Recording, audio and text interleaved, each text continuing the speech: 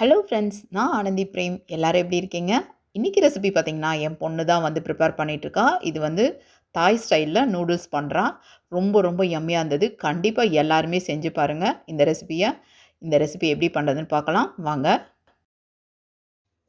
இன்றைக்கி நம்ம ஸ்பெஷலான ஒரு ரெசிபி பண்ண போகிறோம். அது என் பொண்ணு தான் பண்ணிகிட்ருக்கா. ரெசிபி பேர் பார்த்தீங்கன்னா Thai style stir fried glass noodles. இது எப்படி பண்ணுறோம் அப்படிங்கிறத பார்க்கலாம். அதுக்கு தேவையான இன்க்ரீடியன்ட்ஸ் என்னன்னு பார்க்கலாம். பாருங்கள், இந்த மாதிரி கிளாஸ் நூடுல்ஸ் வந்து விற்கிது. இது வந்து ஒரு பாக்கெட் அப்படியே ஃபுல்லாக அப்படியே வாங்கிட்டு வந்தாச்சு. அதில் நமக்கு எவ்வளோ தேவையோ அது மட்டும் எடுத்துருக்குது. இதில் கொஞ்சம் எடுத்து பார்த்தீங்கன்னா சுடு தண்ணி வச்சு அதில் வந்து வார்ம் வாட்டரில் அதை வந்து போட்டு வச்சுருக்கா. ஒரு 5 மினிட்ஸுக்கு ஊறுற மாதிரி பாருங்கள் எப்படி வந்திருக்குன்னு. சூப்பராக வந்திருக்குது. அப்புறமா ஒரு எக்கை வந்து பீட் பண்ணி வச்சுருக்கா. கொஞ்சம் முட்டைக்கோஸ் எடுத்திருக்கா. அதுக்கப்புறமா ஒரே ஒரு ஆனியன், ஒரு கேரட் வந்து கிரேட் பண்ணி வச்சுருக்கா. அதுக்கப்புறமா பார்த்திங்கன்னா இது பார்த்திங்கன்னா கேப்சிகம் கொஞ்சம் கட் பண்ணி வச்சுருக்கா.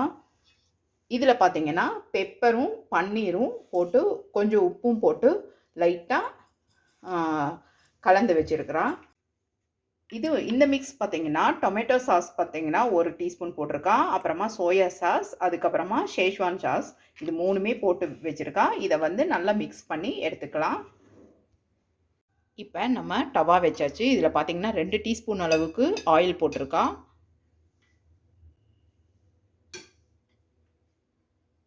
இஞ்சி எடுக்கிறேன்.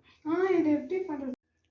ஆயில் வந்து நல்லா சூடாயிடுச்சு. இப்போ பார்த்தீங்கன்னா 1 டீஸ்பூன் அளவுக்கு ஜிஞ்சர் கார்லிக் பேஸ்ட் ஆட் பண்ணிக்கலாம். அதை வந்து நல்லா ஃப்ரை பண்ணி விட்டுக்கலாம். இப்போ ஆனியன் சேர்த்திக்கலாம். கட் பண்ணி வச்ச ஆனியன், வெங்காயம் நல்லா வதங்குற மாதிரி நல்லா ஃப்ரை பண்ணி விட்டுக்கணும்.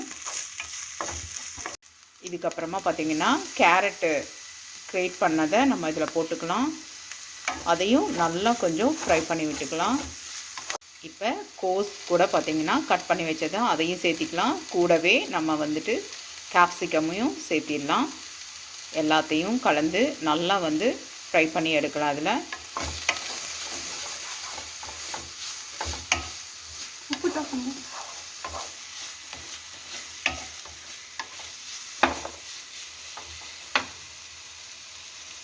இந்த டைமில் நம்ம சால்ட்டும் கூட கொஞ்சம் ஆட் பண்ணிக்கலாம். என் பொண்ணு ஒரு 1/4 டீஸ்பூனுக்கும் கம்மியாக தான் போட்டிருக்கா. ரெசிபிக்கு தேவையான அளவு உப்பை இப்போ வந்து அவள் சேர்த்திருக்கா. மாதிரி சென்டரில் பார்த்திங்கன்னா கொஞ்சம் இது பண்ணிட்டிங்கன்னா கேப் விட்டுட்டு இப்போ வந்து முட்டையை நம்ம அதில் ஊற்றிடலாம். ஒரே ஒரு எக்கு தான், அதை பீட் பண்ணி வச்சுருக்கா. இதை வந்து நல்லா ஸ்க்ரம்பிள் எக் மாதிரி பண்ணிக்கணும்.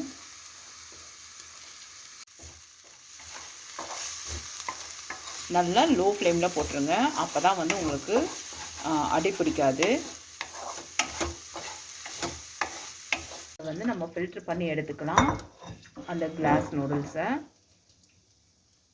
இது கூட இப்போ நம்ம பன்னீரும் சேர்த்திக்கலாம்.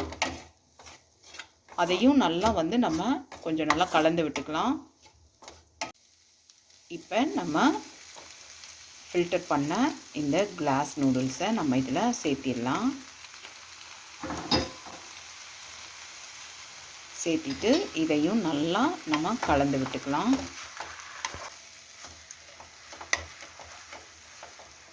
இப்போ நம்ம எடுத்து வச்ச சாஸ் எல்லாமே மிக்ஸ் பண்ணியாச்சு. அதையும் நம்ம இதில் சேர்த்திக்கலாம். இப்போ நம்ம ரெசிபிக்கு பார்த்திங்கன்னா ஸ்ப்ரிங் ஆனியன் வேணும். நம்ம வீட்டில் இருந்தே நம்ம வந்து ஸ்ப்ரிங் ஆனியன் கட் பண்ணி எடுத்துக்கலாம்.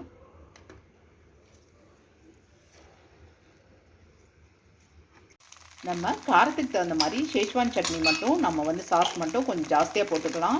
இப்போ பார்த்திங்கன்னா நல்லா குழந்தைங்க சாப்பிட்ற மாதிரி இருந்தால் கம்மியாக போட்டுக்கோங்க.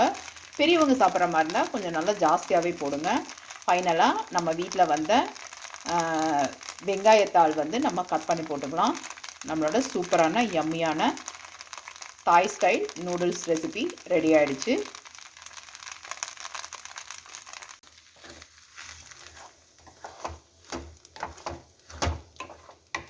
சூப்பராக யம்மியாக ரெடி ஆகிடுச்சு. இப்போ நம்ம வந்து சர்வ் பண்ணலாம். இந்த மாதிரி பார்த்திங்கன்னா ரைஸ் பேப்பர் இது வந்து தனியாகவே கிடைக்குது. இதில் தான் நம்ம வந்து சர்வ் பண்ண போகிறோம்.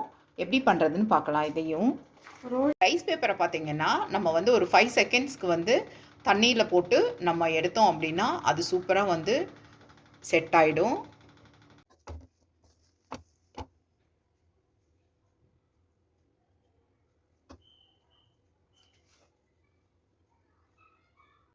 அந்த ரைஸ் பேப்பர் வச்சு நம்ம சின்னதாக ரோல் பண்ணி சாப்பிட்றப்ப ரொம்ப ரொம்ப யம்மியாக இருக்கும்.